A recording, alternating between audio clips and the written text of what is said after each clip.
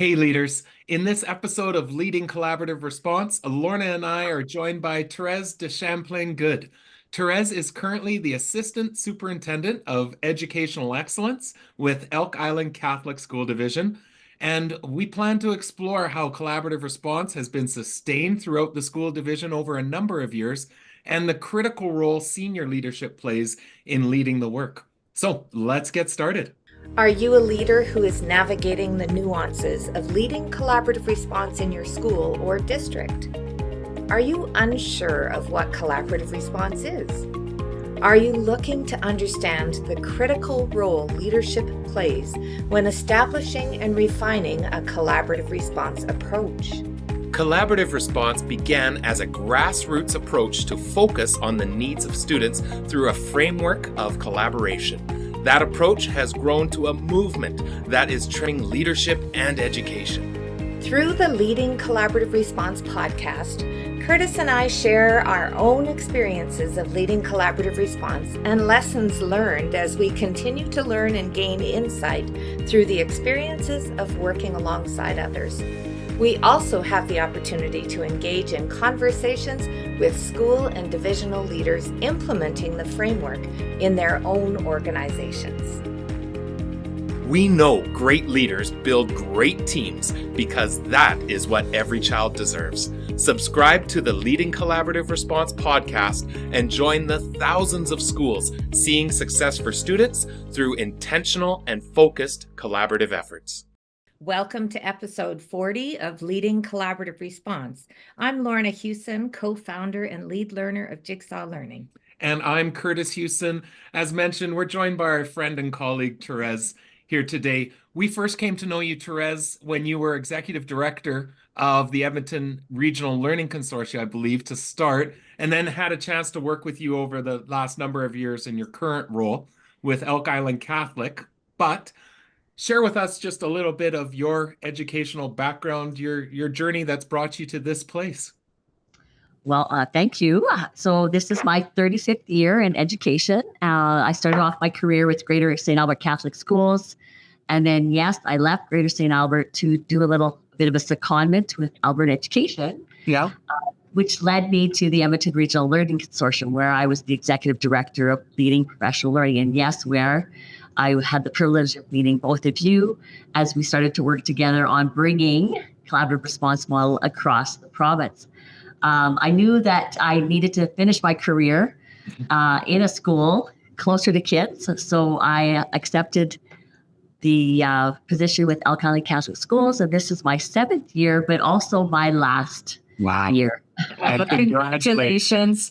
Yeah. So we're not calling it retirement. We're calling it career realignment because I hope to still support school divisions in a multitude of areas as I have a little bit of work and a little bit more play. So nice. Oh, that sounds nice great. To have that transition. Yeah, absolutely. Yeah.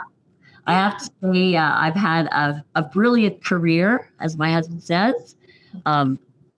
Everything was a blessing, and I get to walk away from this full-time work knowing that I made a difference.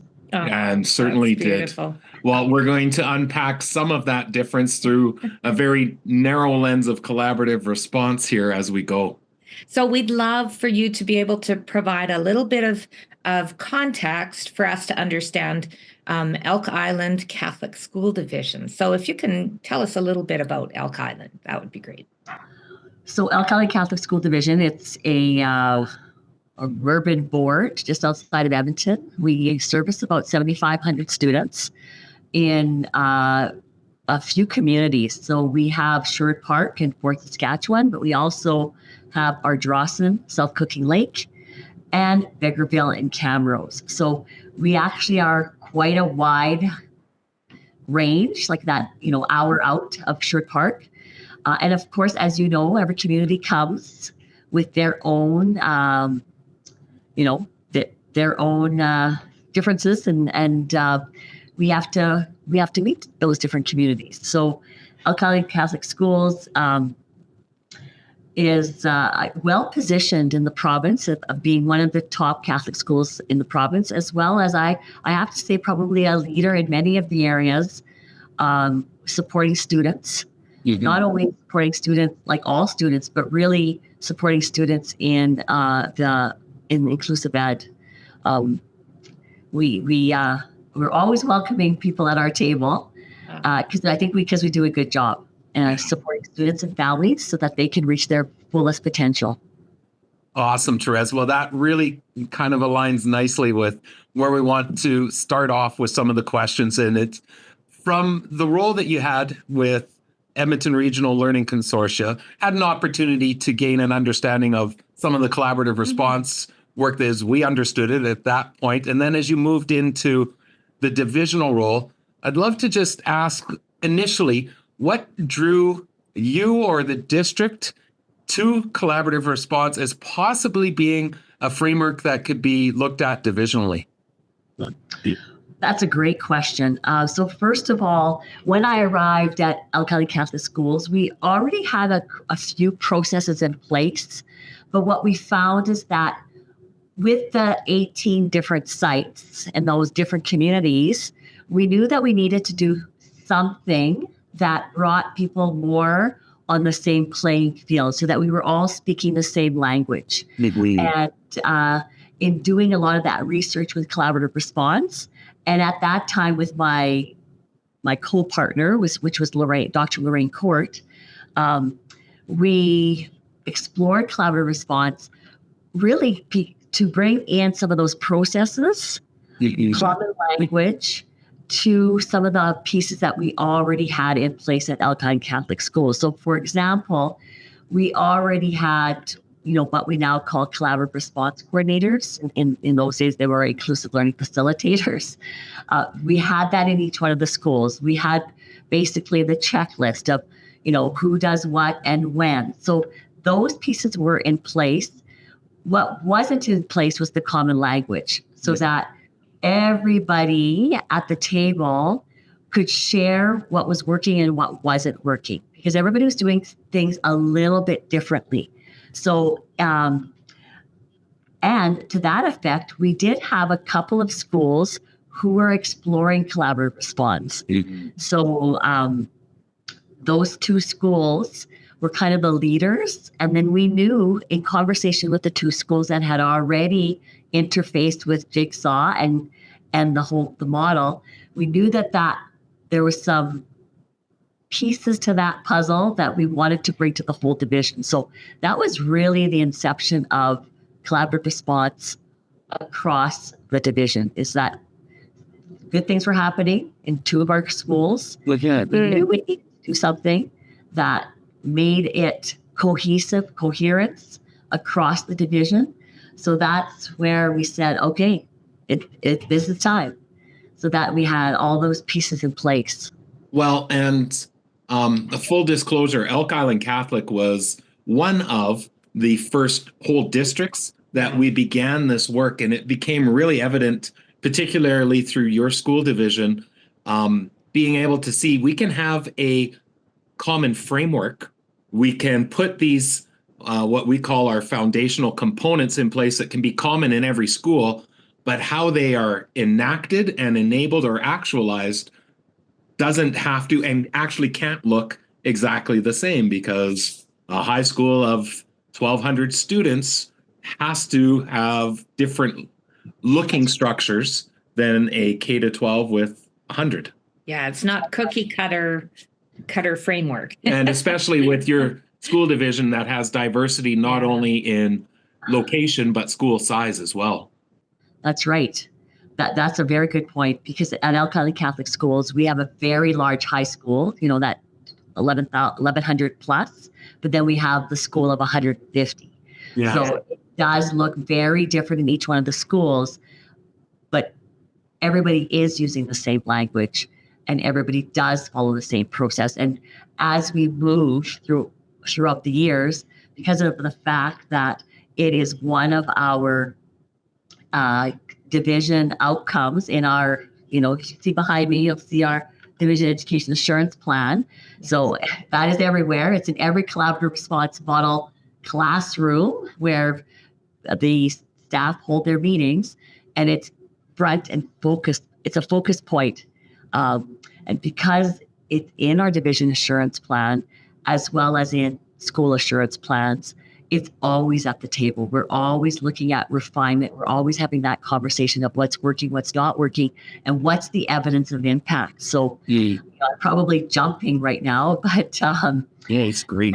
When we looked at this last year, we knew that we needed to make continued refinements to the collaborative response model, just because of the fact that at the end of every school year, we have one-on-one conversations with our collaborative response coordinators to just have a reflective piece on what works, what's working, what's not working, and what could be enhanced. What are you seeing as roadblocks? So we needed to restructure the division outcome and the strategy so that we were more focused on the refinement piece. So that was really, really important. And I think that's where we get coherence from the division to the school to the classroom, that everybody is speaking that same language. So you may or may not know, in the division, we allocate in each school budget X amount of dollars so that each school must have at least 6 collaborative team meetings per staff member. So that's a non-negotiable for each one of our schools. Now, in some of our schools, they're doing it monthly, but in some of our smaller schools, it's hard to do the monthly just because of the composition of the staff. So they do it basically every 6 weeks, so that they can do it at 6 times a year. And then every school has done a really, really good job of making sure every teacher is touched. Right. Because every teacher comes to the table with a different story to tell about the focus area of the day. So, that's really, really important. I'm going to turn this question over to Lorna for where we can go next when you're thinking about this divisional focus on collaborative response. Yeah, so you've been telling us a little bit about what that looks like from a divisional perspective. But when you think about the roles of central office and senior admin, what is their role in that system-wide collaborative response? Yeah, so the role of central office, especially here at Allen County Catholic Schools, is making sure that there is alignment and coherence amongst the division, the school, and then the classroom. So as I've said, in our division assurance plan, we have an outcome and a division strategy that is monitored throughout the school year, which we, of course, are mandated to respond back to Alberta Education, our ERR. And then with the division office being so intimately involved in collaborative response model, we that alignment also as well to the staff members. So one of the things that we've implemented over now the last 7 years is a staff assurance development plan, which aligns to the school assurance plan, which aligns to the division assurance plan. So staff members are also being very intentional on the professional learning that they are having so that they can impact the collaborative response model in their schools. So that's one piece. A second piece that's really important is the implementation of common assessments across the division. So at Alcali Catholic Schools, all of our students at the kindergarten level do a kindergarten screener. That's non-negotiable. So that when we are doing data analysis, we're all using a common language and we are all responsive to the same data. And then subsequent to that, in grade 1 to 10, we have our EICS math assessment that is done by all students, as well as from grade 1 to 3 or 4, we have our phonological awareness assessment. And then we have the BEDC assessment as well from 4 till 9 for the students who are flagged as the red. So that consistency helps us as a division move the division forward. Because we are all speaking the same language. We're all responsive to the same data. And then when we look at the consultants in both the student staff formation team and the inclusive learning services team, they're able to be responsible to that data. Where are the gaps? If it's students that are needing more supports because they're on ISP, that's different than the student who's just one grade level behind, depending on what they're seeing in that data. So that piece is a non-negotiable, and I think that's what has led to Elk Catholic being so successful with the collaborative response model. Subsequent to that is the data management. So here at Elk Catholic Schools, we have an amazing data coordinator who supports us. We do. He supports us in everything that we do. And I think the fact that because he works so closely with us, he gets it, right? It's not just the data, the numbers, but he also gets what we're talking about when we're outlining what the gaps are in the learning. And that platform, which is at the division level, at the school level, and then again, at a specific student, we're able to just unpack the data at any given time. So we can do clusters of students, we can do clusters of schools. We can isolate 2 or 3 students in a school that we're seeing that have the same gap or who are accelerating at the same point. So that unified language has made Elk Catholic School, I think, a leader in collaborative responsibility because of that. We'll be right back to continue this episode. I wish we had more data, said no teacher ever. Our contemporary schools have an abundance of data we can be accessing to inform decision-making from the classroom level to the school level and beyond. Data as a focal point is no longer elusive. The challenge lies in structuring and presenting it in a way that facilitates easy interpretation and actionable insights. How we organize the data matters. My name is Kurtis Hewson, lead learner and co-founder of Jigsaw Learning. In this free on-demand webinar, I'm going to be sharing with you 5 mistakes leaders make when organizing data for their teams. Access this webinar, and in addition to how to address these 5 mistakes, numerous free resources will be shared with you that you can begin using immediately. I can't wait to have you join me to ensure you aren't committing one or several of these mistakes within your own organization. And now back to our conversation. There is not a staff member who doesn't understand the process, which is attached to their school assurance plan and the division assurance plan. You know, I've been around the province quite a bit, and to have a staff member, even an educational assistant, be able to seek assurance is quite monumental. Mm-hmm. They all get it. They all get the plan, and they see themselves in the plan. So, you know, collaborative response model is one piece of it, but it's so interconnected to every other piece. It's connected to our literacy and literacy. It's connected to our flexible supports. It's connected to, our wellness as well. Thérèse, I love what you're talking about, because the question was about how do central office and senior admin support, but really you're setting these are the expectations. Yeah. You know, you used the word non-negotiables that we'll all operate within, but then there's still flexibility. So for instance, you will have 6 collaborative team meetings during the year. We agree that that's something that we do, but in my school, it may look like this. In your school, it may look like this, but that coherence and clarity is just so critically important. And then the data, trying to be, we talk about how can we get our conversations to be data informed? Well, that becomes massive. Really that any you could be speaking across schools and we're still having a similar data conversation. That's right. That's absolutely so that data utilization that we use, and I just spoke to those, 2 or 3 assessments, but It's in our continuous supports that we're developing. It's as well in, our ISPs, our BSPs, like all of those pieces come to the table so that when we're unpacking something, we have that common language.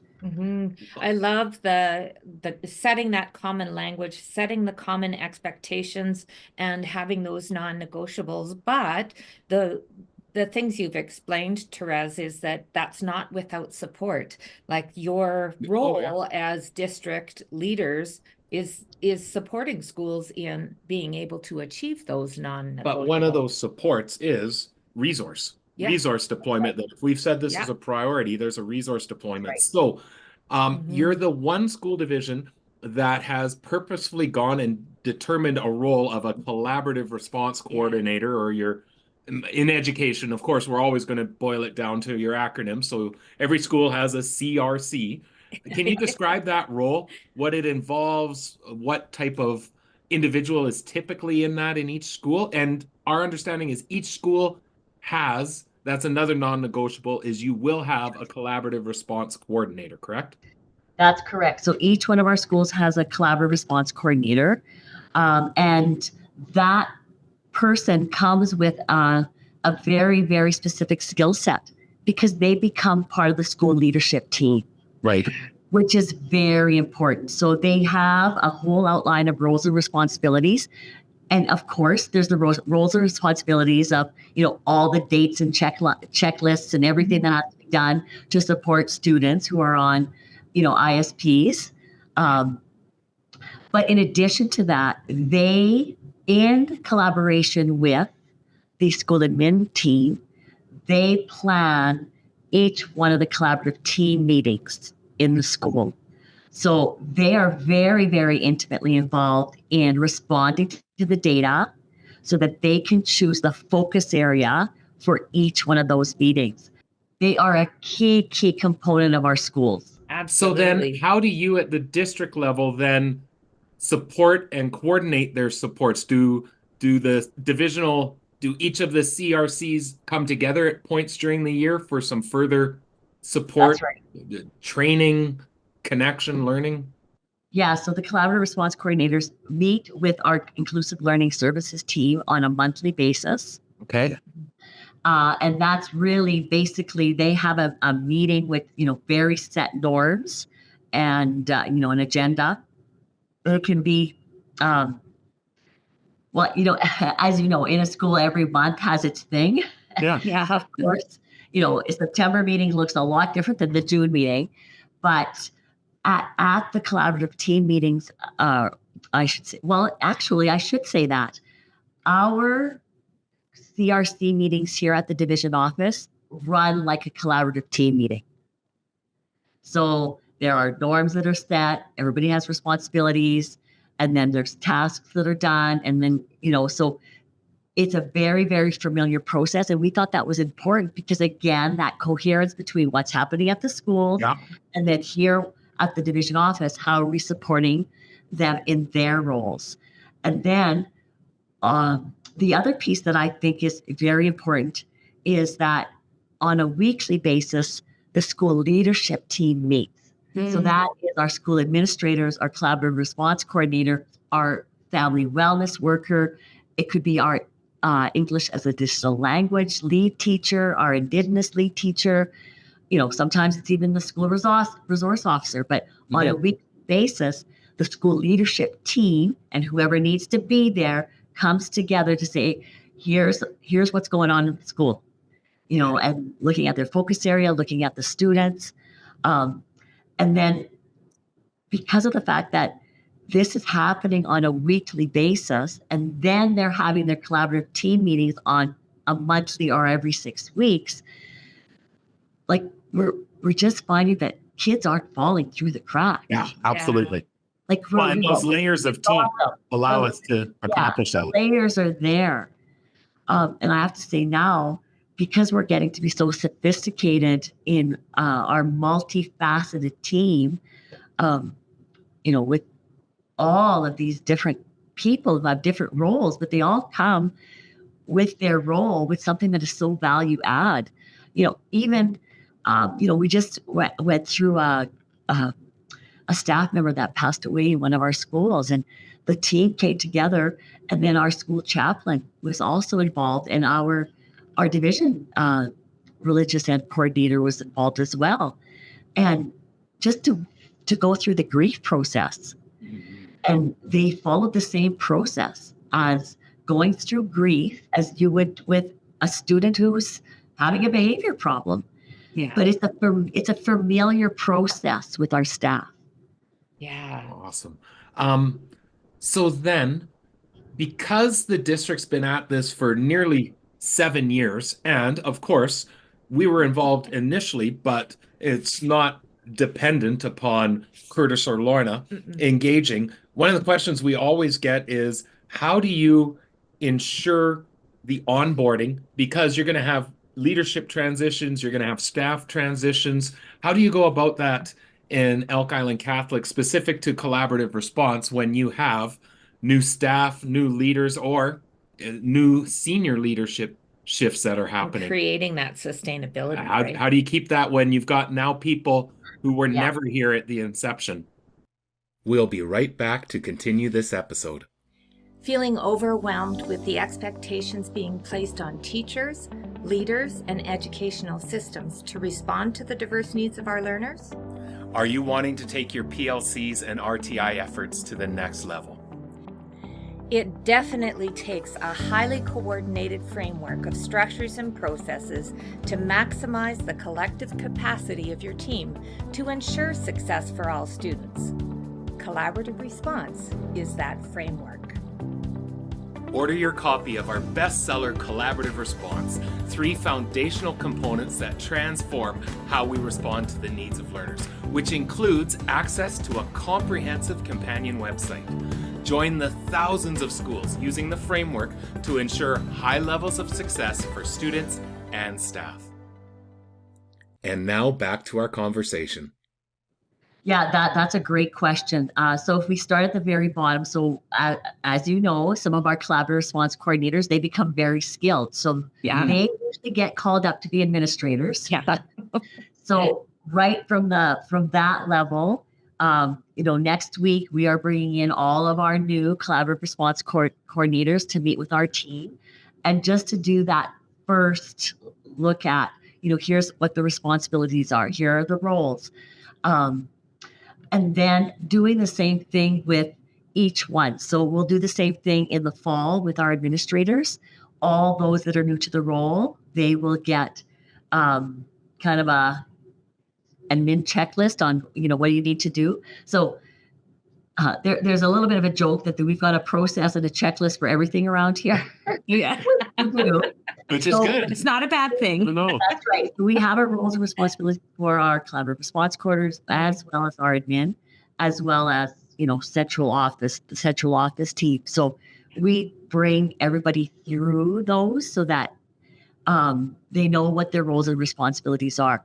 The other piece that we ask is, in response to the roles and responsibilities of the collaborative response coordinator, as well as the administrator, we really, really hone in on that evidence through reflection.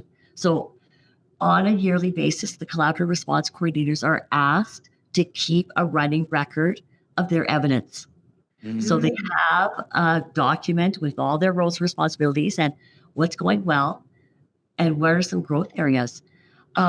We also do that with our administrators. We really, really want them to do that reflective practice so that we can continually support them and grow. Now, this is a key piece here because, as I said before, the team looks at it. So right now, the Inclusive Learning Services team, as well as myself and the Director of Inclusive Learning Services, we are reviewing each one of the evidence through reflection documents so that we can do refinements for September. Have those conversations, do the refinements, and make sure that when we're planning our scope and sequence for the year, because that is part of the department's assurance process, is that they have to have their plan in place so that we're always tweaking the plan. It's an organic plan. Something we might have another pandemic, who knows? Yeah. But there is a plan in place, and we are refining the plan based on the evidence that comes to the table on a cyclical basis. So collaborative response model at Elk Catholic Schools today looks a lot different. Yeah, absolutely.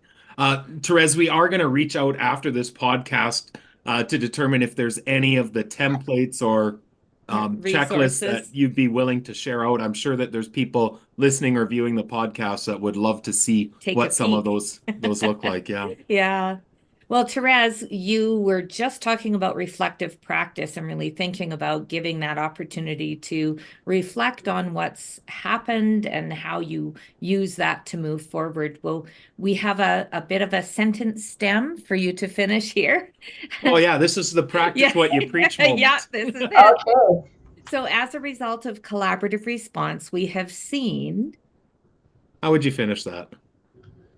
We have seen a willingness to be not always having the answer. Love it.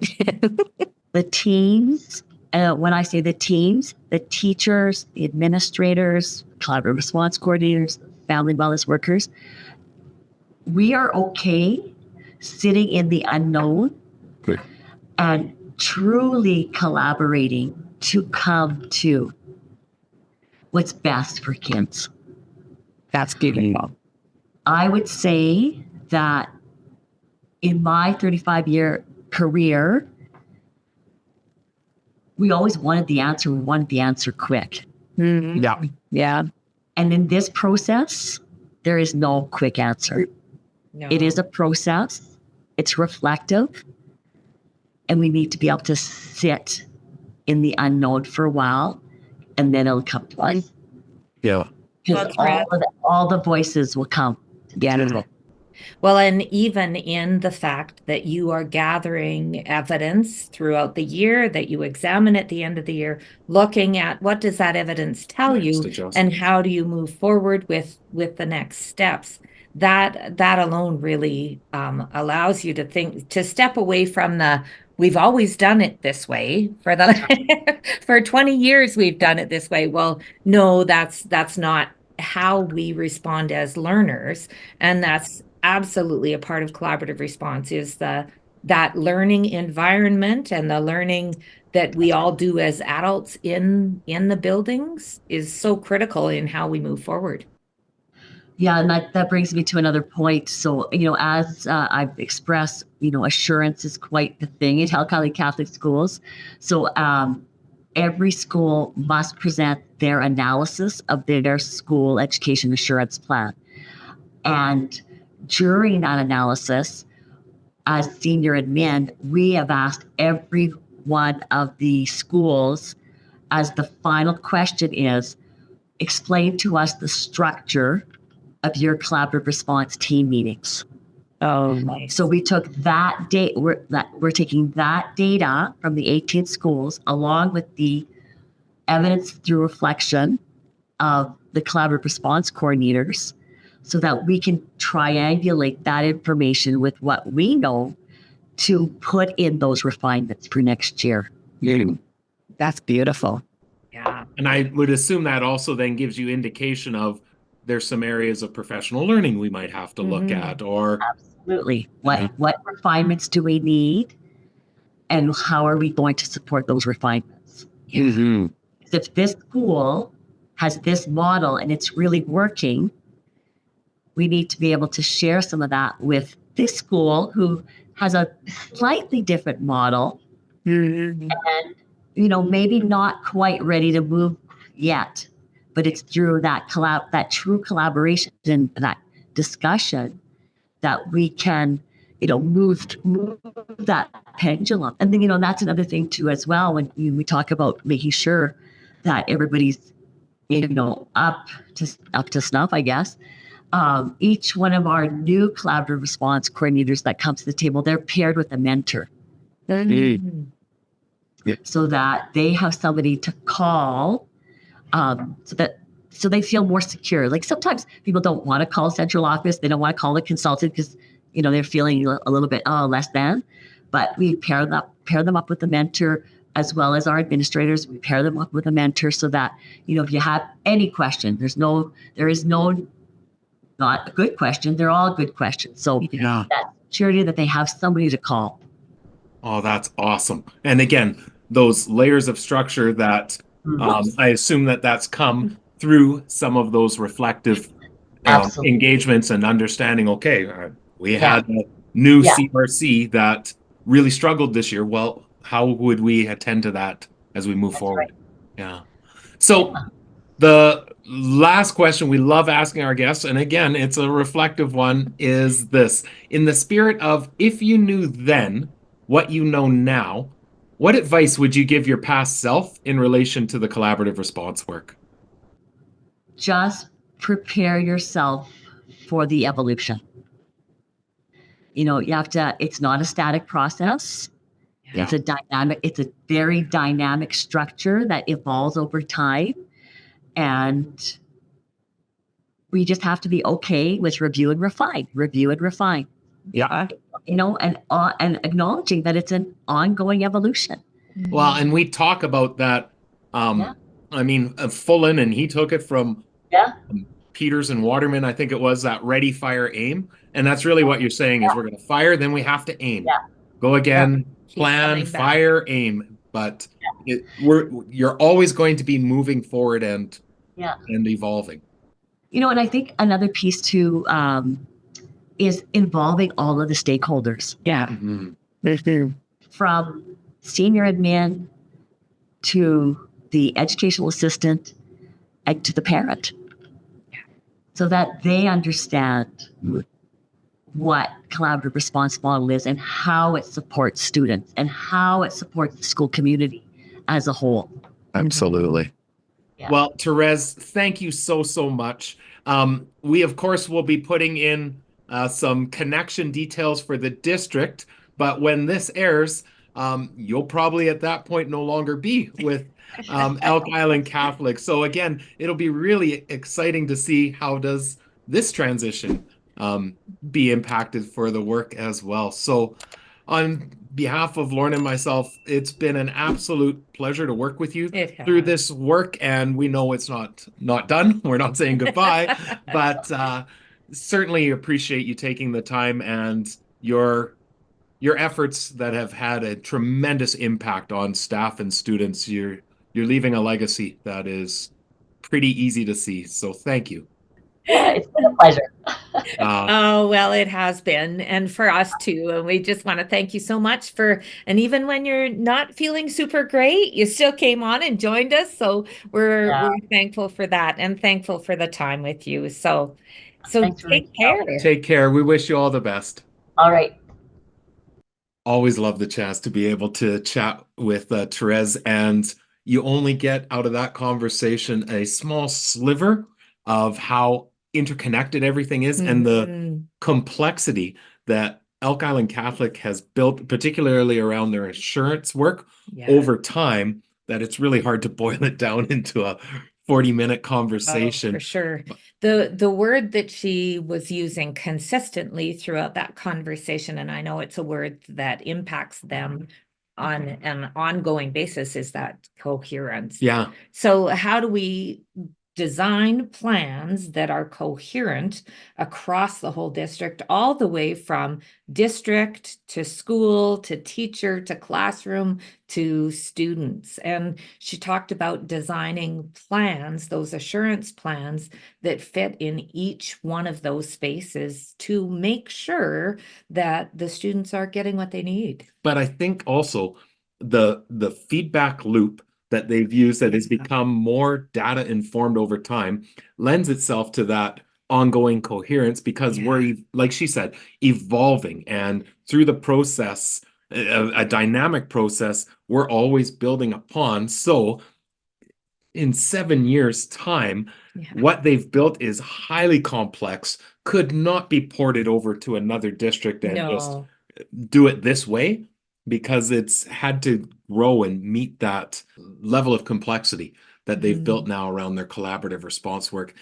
From a system perspective, and we've heard this from some other senior level leadership, the idea of, if we're making this a priority, how do we ensure, A, we're resourcing it Yeah. to demonstrate it as a priority, and what they've done of, Time and dollars. yeah, here's money that we And use to staffing, too. expect for this, and Yeah. we have staffing that has aligned and coordinated, but then even to establish those divisional, these are the non-negotiables Yeah. that we expect everyone to be able to align to. And again, that contributes to that coherence piece as well. Yeah, and another component of that as well is that common understanding, common language across the entire district. Right. And they're establishing that through common structures that are being repeated in all of the different instances across their whole district, which is also really exciting. So please note that we are going to gather some resources from Thérèse.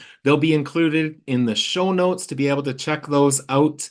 And we'd love for you to like, subscribe, share this with a colleague, for someone who may find value in some of the resources or the learning that came from Thérèse. There'll also be links to some additional resources in the show notes as well. But a huge thank you to Thérèse, and we wish her all the best in this next phase. Yes. Not retirement. Realignment, I believe it was. Yes, it was. So with that, we wish you all the best, and until next episode. See you soon. Subscribe to the podcast and the Jigsaw Learning YouTube channel to access past and upcoming episodes. Join us again to continue to build your own capacity and leading collaborative response in your context.